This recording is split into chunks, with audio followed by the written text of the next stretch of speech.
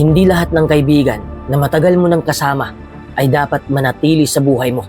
Minsan, hindi naman sila masama, pero sila ang dahilan kung bakit napapagod ka, kung bakit nagdududa ka sa sarili mo, at parang hindi ka umuusad. Sa video na to, pag-uusapan natin ang mga klase ng tao na mas mabuting hindi mo kaibiganin. Hindi para manghusga, kundi para mas maintindihan mo kung sino ang dapat na may access sa oras at enerhiya mo. Number 1, huwag mong kaibiganin ang mga taong inggitero. Ang inggitero o inggitera ay isa sa pinakadelikadong klaseng tao na pwede mong makasama. Hindi dahil lantaran silang masama, kundi dahil tahimik ang galaw nila. Hindi mo agad mapapansin, pero unti-unti kang nauubos. Sa umpisa, supportive sila. Magsasabi pa sila ng, "Congrats ha, I'm happy for you." Pero kapag tumagal, mararamdaman mo na may ibang tono na. Kapag may achievement ka, parang may kulang sa reaksyon nila. Walang excitement, walang genuine joy. Parang obligado lang silang magsabi ng mabuting salita, pero walang feelings. That's your first red flag. Ang inggit, madalas nakadisguise sa concern. Sasabihin nila, "Okay lang yan, pero hindi ka ba nahihirapan? Baka masyado ka lang confident." On the surface, parang advice. But deep inside, may subtle attempt na ibaba ka sa level nila. Kasi every time you grow, naaalala nila kung saan sila naiwan. Hindi sila aamin na naiinggit sila. Instead, gagamit sila ng comparison. Biglang lalabas ang kwento ng ibang taong mas magaling pa raw sa'yo, mas matagal na sa larangan, mas deserving kaysa sa'yo, para lang iparamdam sa'yo na hindi ka espesyal. Slowly, binabato nila ang self-doubt sa utak mo. One comment at a time. Kapag nag-open ka ng struggles mo, doon sila nagiging komportable. Doon sila nagiging animated. Kasi finally, pareho na kayo ulit ng level. Pero kapag ikaw ang panalo, tahimik sila. Awkward. Minsan biglang nawawala. Kasi ang success mo ay painful reminder ng stagnation nila. Ang masakit dito, minsan kaibigan mo pa. Matagal mo nang kilala. Kaya ini-ignore mo ang signs. Sinasabi mo sa sarili mo, baka nag-iisip lang ako ng negatibo. Pero hindi. Your gut knows. Ramdam mo kapag hindi totoo ang suporta. Ang inggitero, hindi ka aatakihin ng harap-harapan. Hindi nila sisirain ang buhay mo agad. Ang gagawin nila, ipaparamdam nila na mag-doubt ka sa sarili mo. Hanggang ikaw na mismo ang umatras. That's how envy works. Silent, slow, but destructive. Kaya tandaan mo to. Ang totoong kaibigan, masaya kapag masaya ka. Kahit mas angat ka pa sa kanila. Hindi nila kailangang iparamdam na mali ang success mo para maging okay sila sa sarili nila. Hindi mo kailangang makipag-away. Hindi mo kailangang i-expose sila. Minsan ang pinaka-mature na move ay lumayo ng tahimik at ilimit ang access nila sa buhay mo. Protect your energy. Not everyone who claps is happy for you. Number 2, huwag mong kaibiganin ang mga taong manggagamit. Ang user ay yung klaseng tao na hindi ka talaga kaibigan. Ginawa ka nilang resource. Hindi ka tao sa paningin nila, kundi option, backup, connection, o convenience. At ang masakit dito, madalas mabait sila sa umpisa. Very charming, very friendly. Parang safe ka. Parang naiisip mo, finally, there's someone who gets me. Pero mapapansin mo, ikaw lagi ang nagbibigay. Ikaw ang unang tinatawagan kapag may problema. Ikaw ang hihiraman ng oras, pera, effort, emotional support. Kapag may kailangan sila, sobrang bilis nilang mag-reply. Tapos biglang sweet, biglang maalaga. Pero kapag ikaw nang may kailangan, bigla silang busy. Scene zone. Tapos sasabihin pa nila, next time na lang. May dahilan sila lagi. Ang relationship nyo, hindi balanced. Transactional siya. May invisible scorecard sa utak nila kung hanggang saan ka pa pwedeng gamitin. At dahil mabuti kang tao, iniintindi mo. Sinasabi mo sa sarili mo, okay lang, kaibigan ko naman. Pero ang totoo, ikaw lang ang nagbibigay ng benefit sa friendship na yan. Ang user, hindi ka kakamustahin dahil gusto ka nilang kamustahin. Kinamusta ka lang kapag may kasunod na favor. Unang salita na lumabas sa bibig nila, kamusta ka na? Tapos maya-maya, by the way, pwede ka bang bla bla bla. Gets mo na ang pattern na yan, di ba? Paulit-ulit na lang ganyan. At kapag sinubukan mong tumanggi, doon lalabas ang tunay na kulay. Biglang cold, biglang distant. Minsan guilt trip pa. Sasabihin nila, akala ko ba magkaibigan tayo? As if, obligasyon mong tumulong palagi. Mas hindi pa halata minsan, ginagamit nila ang pagiging mabuti mo laban sa'yo. Alam kasi nilang hindi ka confrontational. Alam nilang ayaw mong makasakit. So they push your limits slowly. Konting hingi ngayon, konting pabor bukas. Hanggang hindi mo na namamalayan na drained ka na. Drained ka na emotionally, mentally, minsan financially. Ang masakit, kapag ikaw nang nasa lowest point mo, wala sila sa tabi mo. Hindi dahil masama silang tao necessarily, kundi dahil wala ka ng silbi sa kanila sa moment na yon. Kapag wala kang maibigay, nawawala ang value mo sa paningin nila. That's the harsh truth. At minsan, matagal mo nang kilala yung taong yan. Kaya ang hirap bitawan. Kasi may history, may memories. Pero tandaan mo, ang tunay na kaibigan, hindi ka minamahal dahil sa pakinabang. Nandyan sila kahit wala kang maibigay. Kahit ikaw ang nangangailangan. Hindi mo kailangang magdrama o mag-explain ng mahaba. Hindi mo kailangang i-prove na nagamit ka. Minsan ang pinaka-powerful na move ay mag-set ka ng boundaries at obserbahan mo. Kapag huminto ka sa pagbibigay at bigla silang nawala, malinaw na sagot na yon. You deserve relationships that are mutual, not conditional. Hindi ka ATM, hindi ka therapist on demand, at lalong hindi ka stepping stone. Kaibigan ka, at dapat ganun ka rin tratuhin. Number 3, huwag mong kaibiganin ang mga taong mahilig mang-down. Ang taong mahilig mang-down ay hindi laging halatang masama. Hindi sila sumisigaw, hindi sila nang-aaway. Madalas nga, nakasmile pa yan. Pero bawat salita nila, may konting bawas sa confidence mo. Kapag nagkwento ka ng pangarap mo, hindi nila sasabihin imposible. Ang sasabihin nila, okay ang plano mo, pero mahirap yan. Sigurado ka ba sa gagawin mo? Parang delikado yata. Hindi ka nila pinipigilan outright, pero binibigyan ka nila ng takot. Slowly, sadly, until ikaw na mismo ang nag-aalinlangan. Mapapansin mo, bihira silang magsabi ng kaya mo yan. Masanay silang magsabi ng paano kung mag-fail? Palagi silang nakafocus sa worst case scenario. Hindi dahil realistic sila, kundi dahil ayaw nilang makita kang nagiging mas buo kaysa sa kanila. Ang pinaka-tricky dito, ginagawa nila itong parang concern. They're just being honest daw.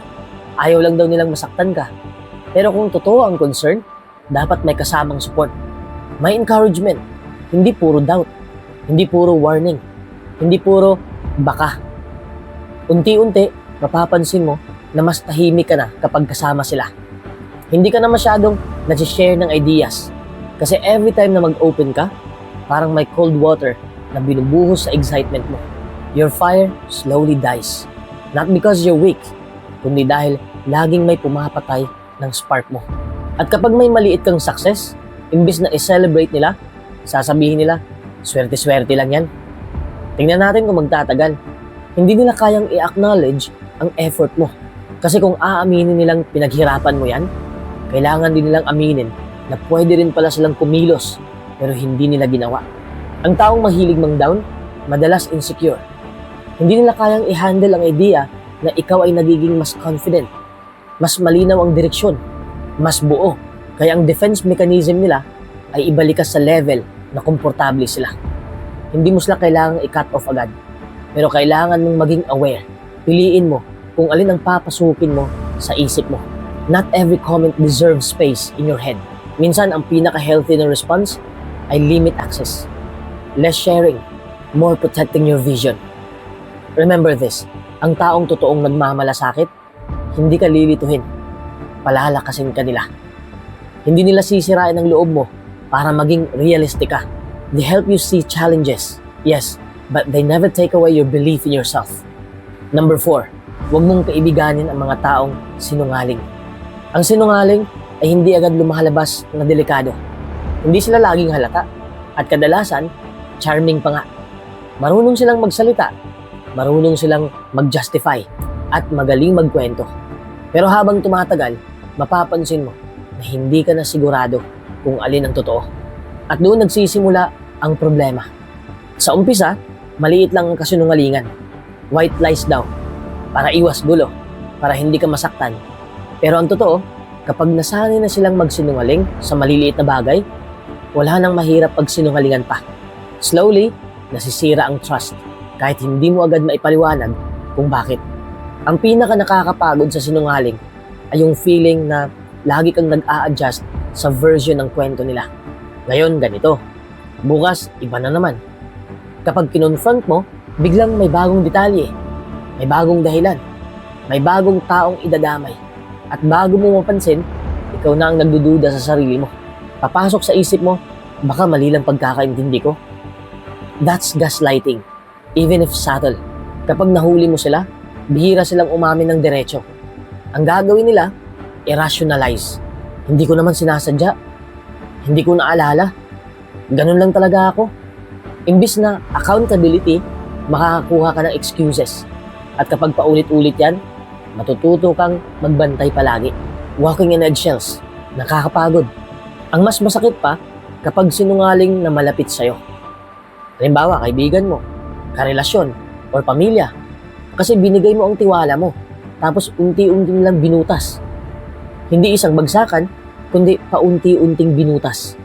At ang masama, hindi lang facts ang sinisira nila. Sense of safety mo ang nadadamay. May ibang sinungaling na nagsisinungaling para magmukhang mas magaling, mas kawawa, o mas importante. May iba naman na takot lang sa consequences. Pero ano man ang dahilan, pareho ang epekto. At ano ang epekto? Hindi ka magiging panatag kapag kasama sila. Lagi kang may doubt. Mararamdaman mong something feels off. Ang tunay na red flag, kapag nahuli mo na sila, pero inuulit pa rin. Doon mo makikita na hindi aksidente ito. Hindi ito slip up. Pattern na siya. At kapag pattern na, choice na nila yun. Hindi mo trabaho ang mag-imbestiga. Hindi mo responsibilidad ang hulihin sila sa bawat kasinungalingan. Minsan, sapat na ang tanong na, safe ba ako emotionally sa taong to? Kung ang sagot ay hindi, that's already your answer. Ang totoong kaibigan, hindi perpekto, pero honest. Kahit masakit ang katotohanan, kaya nilang sabihin kasi alam nila na ang truth builds trust. Habang ang kasinungalingan, slowly but surely, sumisira ng relasyon. At tandaan mo, hindi lahat ng ngiti ay totoo. At hindi lahat ng kwento ay dapat paniwalaan. Kung paulit-ulit kang pinagdududa ng isang tao, hindi ka paranoid. Nakikinig ka lang sa instincts mo. Protect your peace. Number 5, huwag mong kaibiganin ang mga taong hilig mangchismis.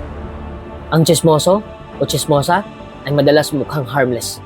Masaya silang kausap, updated sa lahat ng pangyayari. Parang naglalakad na newsfeed ng buhay ng ibang tao. Pero kung titignan mo ng mabuti, delikado silang kasama. Lalo na kapag pinapasok mo sila sa personal na buhay mo. Sa umpisa, parang banding lang. Pintuhan. Alam mo ba si ganito? Bla bla bla. Tapos, tatawa ka, nakikinig ka, minsan magko-comment ka pa. Hindi mo namamalayan, nagtitrain ka na ng tao na sanay magkwento ng sekreto. At ang mas masama, nagiging normal sa kanila na pag-usapan ang buhay ng iba na parang content lang. Ang problema sa chismoso, wala silang off switch. Kapag may nalaman sila tungkol sa'yo, hindi nila kayang itago yan. Kahit sabihin mo pang, secret lang natin to ha. Sa utak nila, temporary lang ang secrecy. Konting emosyon, konting inuman, konting boredom, lalabas at lalabas yan. Madalas nilang i-justify ang sarili nila. Concern lang ako. Gusto ko lang maglabas ng sama ng loob. Hindi naman masama to. Pero kung concern talaga, bakit kailangan ipasa sa ibang tao ang kwento? Concern is private. Gossip is public. Napapansin mo rin ba to? Kapag may problema ang ibang tao, sobrang excited sila magkwento.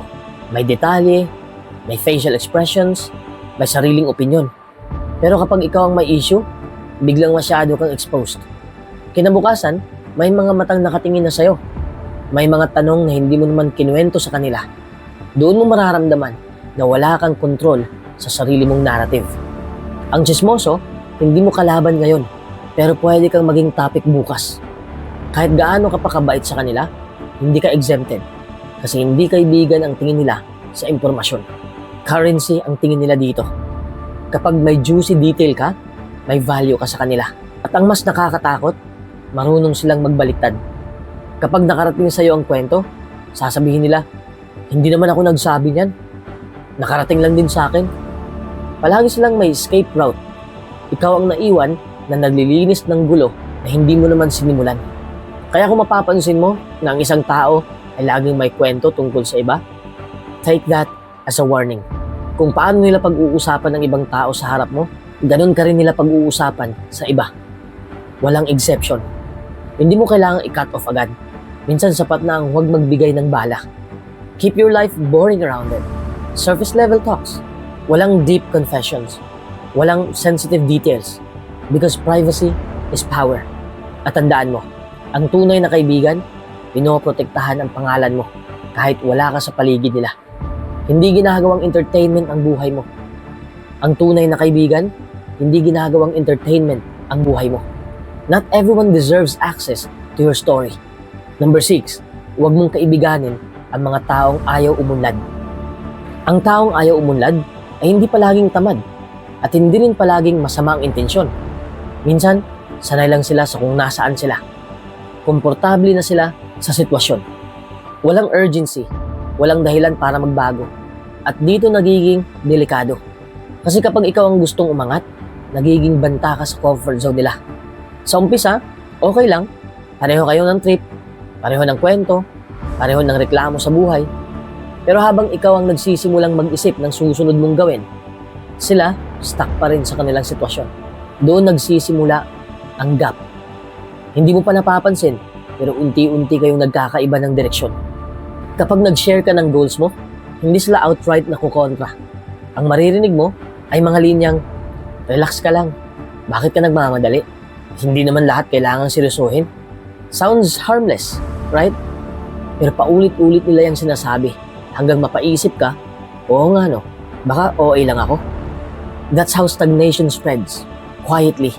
Ang problema sa taong ayaw umunlad, hindi lang dahil hindi sila gumagalaw. Ang mas masakit, hinihila ka nila pabalik para hindi sila maiwan.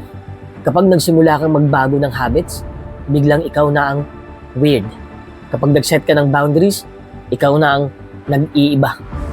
Kapag mas pinili mo ang growth kaysa tambay, sasabihin nilang hindi ka na tulad ng dati. Pero ang totoo, hindi ka na dapat tulad ng dati. Growth literally means change. At hindi lahat kayang sabayan yun. Mapapansin mo rin, paulit-ulit ang kwento nila. Parehong reklamo taon-taon, parehong pangarap, walang galaw, laging may dahilan. Wala raw silang oras, wala raw silang pera, malas daw sila. Ibang tao ang sinisisi nila. Never themselves. Walang self-reflection, walang accountability, just excuses on repeat. Kapag may opportunity, sila ang unang magsasabing hindi yan uubra. Hindi dahil sure sila, kundi dahil takot silang subukan. At ang takot nila, nagiging limitasyon mo rin kung hinahayaan mo. Hindi masama ang magpahinga, hindi masama ang mabagal.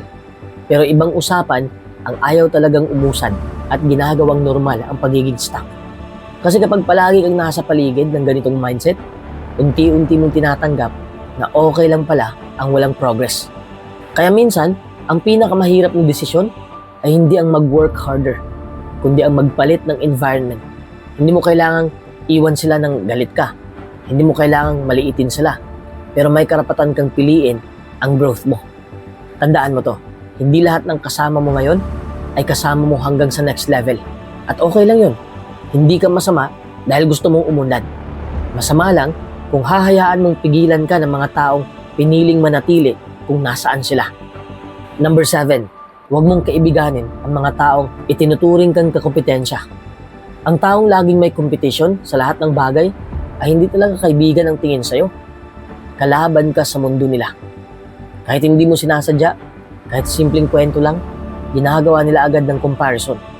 Kapag may sinabi ka, may mas silang version. Kapag may achievements ka, may mas malaki silang kwento. Hindi pwedeng ikaw ang bida kahit sandali lang.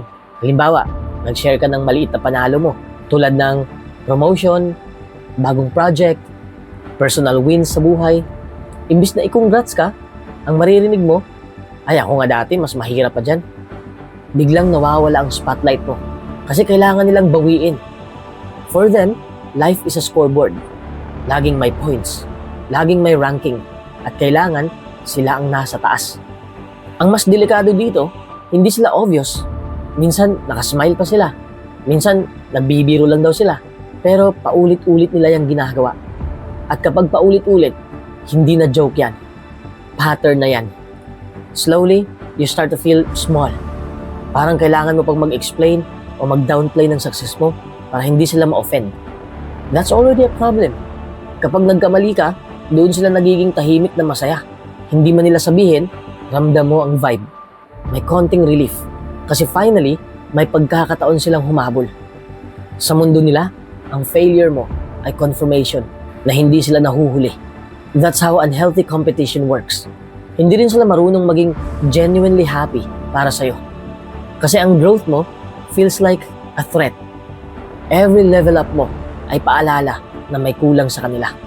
Kaya ang ginagawa nila, imbis na ayusin ang sarili nila, minomonitor ka nila. Tinitingnan kung nasaan ka na. Hindi para matuwa, kundi para masukat kung lamang ka ba. Ang masakit, minsan ikaw pang mahihiya mag-share ng blessings mo. Parang kailangan mong mag-walk on eggshells. Tahimik ka na lang, hindi dahil humble ka, kundi dahil ayaw mong matrigger ang insecurity nila. That's not friendship. That's emotional pressure. Ang tunay na kaibigan, hindi ka kinakalaban.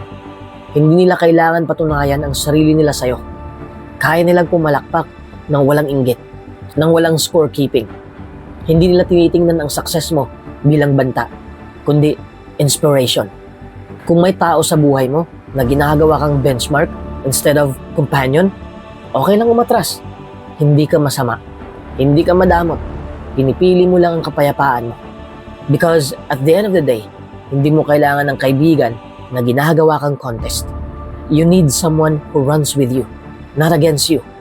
Number 8, huwag mong kaibiganin ang mga taong mahilig mangontrol. Ang mga taong mahilig mangontrol ay hindi agad halata sa umpisa.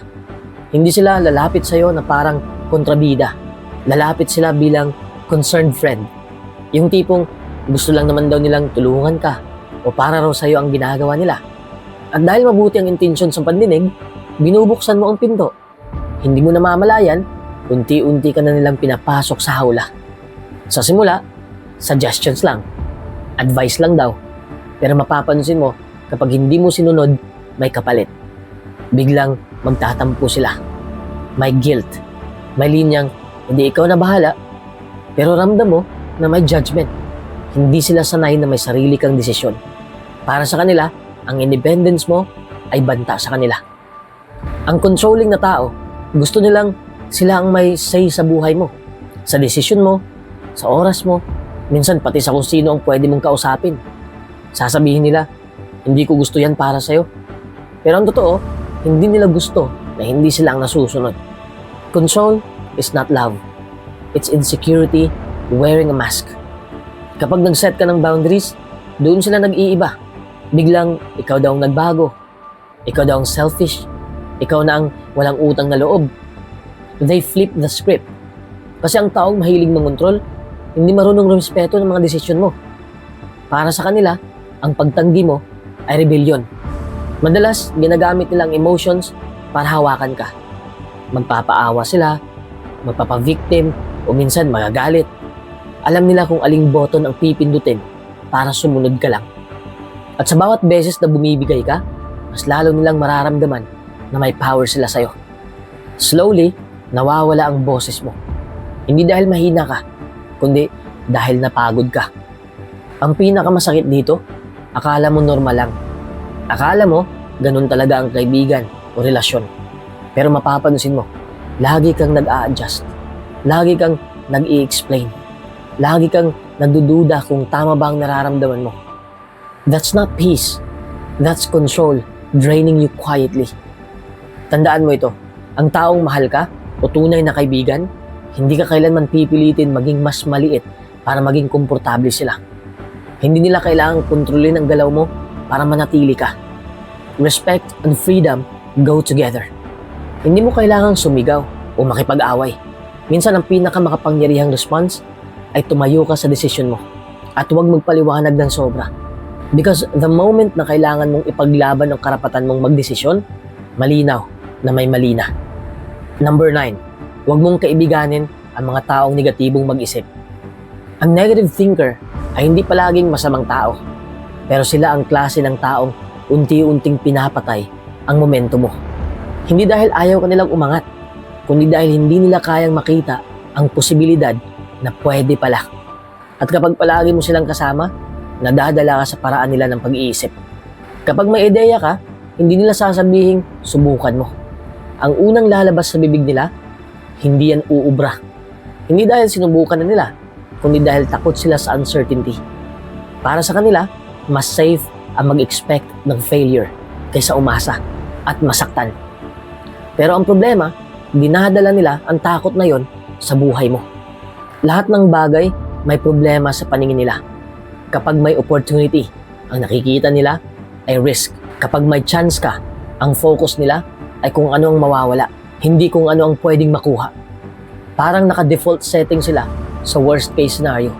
Kahit pa may proof, data o good signs, laging may negatibo pa rin sila na masasabi. Ang mas delikado, very convincing sila. Hindi sila sumisigaw, hindi sila nagagalit, kalmado lang sila. Logical sounding, kaya akala mo, practical lang sila. But over time, napapansin mo na lahat ng decision mo nagiging based on fear. Hindi dahil ikaw ang takot, kundi dahil araw-araw mong naririnig ang takot nila. Kapag nagkakamali ka, imbis na tulungan kang bumangon, sasabihin nila, sabi ko na eh. At doon ka mas lalong nanghihina. Kasi instead na matuto ka, napaparamdam sa'yo na mali kang mangarap in the first place. Ang failure mo, nagiging validation ng negative worldview nila. Ang negative thinker ay bihirang masaya para sa'yo kapag nagdagumpay ka. Minsan, tahimik lang sila. Minsan, sasabihin, swerte lang yan. Kasi kung aaminin nilang pinaghirapan mo yon, kailangan nilang aminin na mali ang paniniwala nila na wala namang nagtatagumpay. Unti-unti, mapapansin mo na bumababa ang energy mo. Yung dating excitement mo, napapalitan ng doubt. Yung dating lakas ng loob, napapalitan ng hesitation.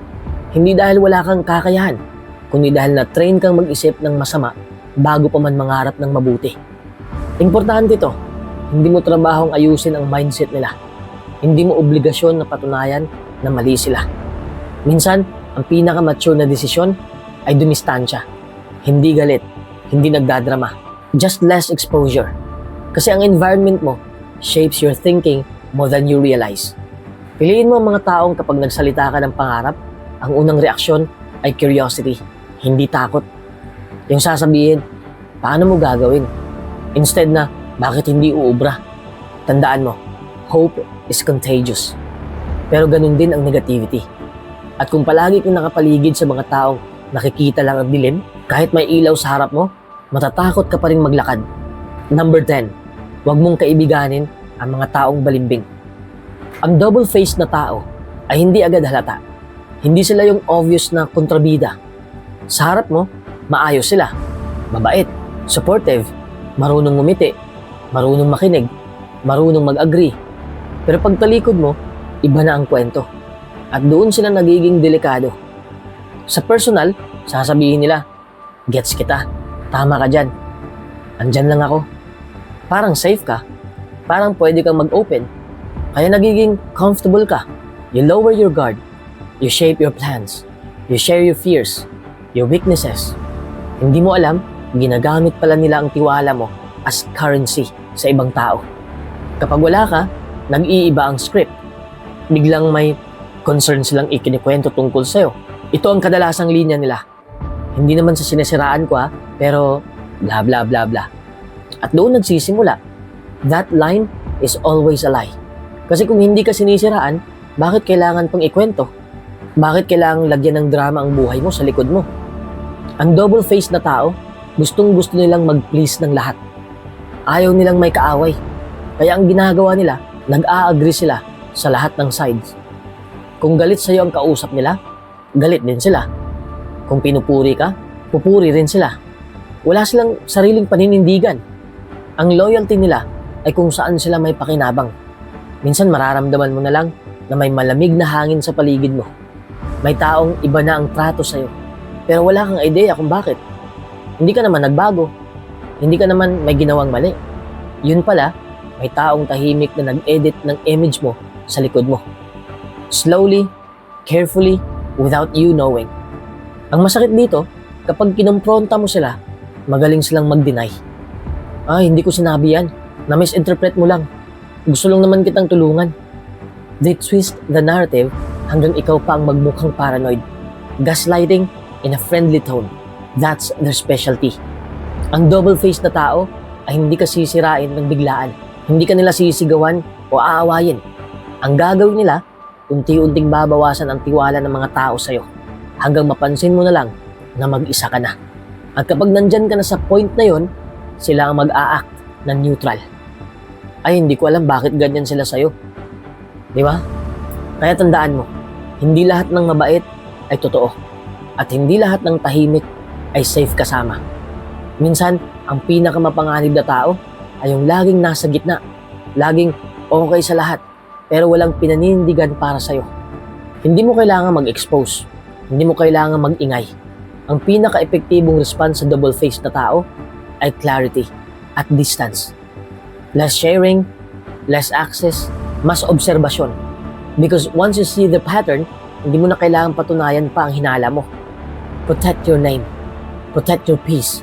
Hindi lahat ng nakangiti sa'yo ay nasa side mo. Kapag umabot ka dito, ibig sabihin, handa ka nang pumili ng mas maayos na kaibigan. Hindi lahat ng tinatawag na kaibigan ay dapat manatili sa buhay mo. At hindi mo kailangang magpaliwanag kapag pinili mo ang sarili mo. Kung may isa man sa listahang to ang tumama sa'yo, hindi ka nag-iisa. Marami ang dumaan dyan. Tahimik lang sila. I-like mo ang video kung may natutunan ka.